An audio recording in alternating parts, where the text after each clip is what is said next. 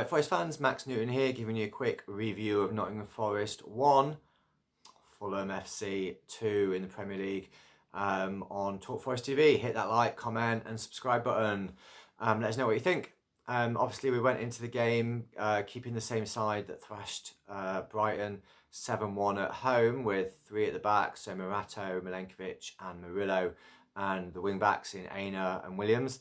But I think it just didn't work.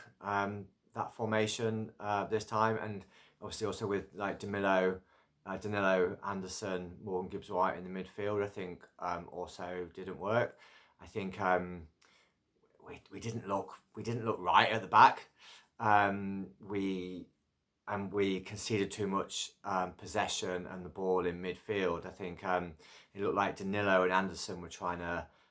We're doing a bit of the Gerrard and Lampard thing of when one goes, the other one drops, because I was trying to work out who was the sitting midfielder that's shielding the back four and breaking up play, and then I'd look and Danilo was right up alongside Morgan Gibbs-White. So I don't think that worked. I think Fulham just were able to progress too easily and too quickly up the pitch through the thirds and then put pressure on our goal. And I think at the back we just didn't look like set right. I think throughout the game, Fulham seemed to win more headers in the box than I think I've seen us concede for all the rest of the games put together this season. There's been games where I've been saying, you know what, let's concede corners, foul the winger out on the wing, because put the cross into the box and we're just powering everything away. First half, second half, Fulham was winning all the headers in the box. The second goal came from winning 2 headers in the box, and the first one came, Jimenez winning a header. I said was clearly a player to look out for, and he won the header. But they weren't the only times, and it was really, really strange to see. The commentator on the telly that I was watching was he was saying that Fulham were making late runs in and jumping early, which was sort of catching us flat-footed, and he very much had that down for the first goal. Like Morato stood there, but Jimenez has already jumped, some time ago. But I think for both goals, Ola Aina was, stood planted, watching the player jump for the ball and head the ball in. I think Aina had a poor game, and I think his form's dropped off a little bit the last sort of month or so. I think he had a really, really poor game against Bournemouth. A couple of games where he started off shaky, then grew back into it. Traore looked like he had Nico Williams on toast in the first half, but to be fair, Nico Williams got back into it and they doubled up on Traore in the second. And we just, I don't know if it's again one where we believed our own hype a bit, where we believed we can just sit back and concede possession and other teams won't score and we will score. Because I think there's been a couple like that. And once we changed the formation, and we went 4-4-2, all of a sudden we had all the possession, and we looked much more aggressive, much more front foot, much more dangerous side. Because although we don't play with a lot of possession, we're still usually good at keeping the ball, and and playing playing long balls, playing quick counter attacks, but also just moving the ball around and playing it through the thirds and keeping possession. And we just didn't seem to be able to do that at all until we changed the formation. So the formation change seemed to instantly give us more threat, make us a bit more compact in the middle.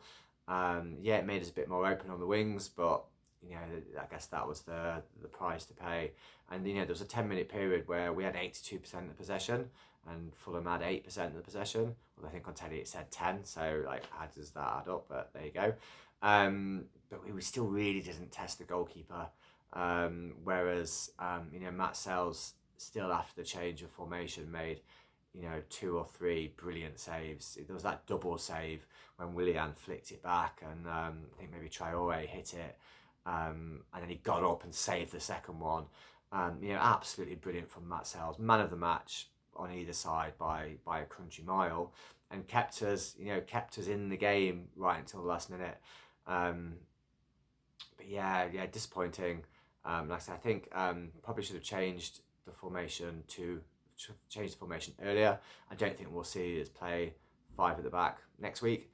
I think we probably missed Yates or Sangare or Dominguez in midfield who just know that their job is to sit and break up play and be physical. I don't know if Danilo perhaps wasn't as physical as he could be, perhaps fearing fearful a little bit about his injury.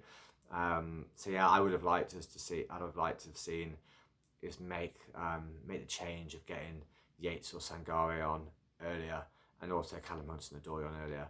So I think probably one today where the manager didn't get it quite right. Silva did get it right, got his tactics spot on, and also the way that they attacked the balls in the air, and the way that they didn't allow us to didn't allow broken play for us to take advantage of, which we've been so good at. Obviously, big shout out Chris Woods, got his 18th goal, Premier League goal of the season, which is absolutely fantastic, and great to see him scoring again and in form.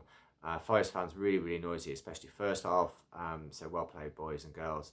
Hope you have a great journey back, and we we go to Newcastle the next game away, who got absolutely humped by Man City. So I think the thing is that none of the teams that we have coming up to play are unbeatable.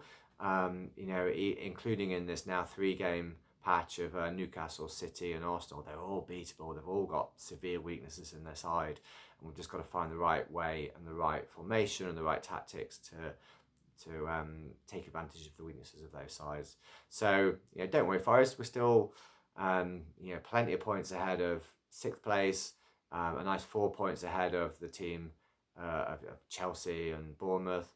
And other teams are getting beat around us. And hey, we're not Derby, who are now I think 2 points adrift in the bottom 3, and with it having a game played extra. So let's not lose our heads over a defeat to a team that on their day were just better than us in most departments. So well played, Fulham. Unlucky Forest. Come on, you Reds.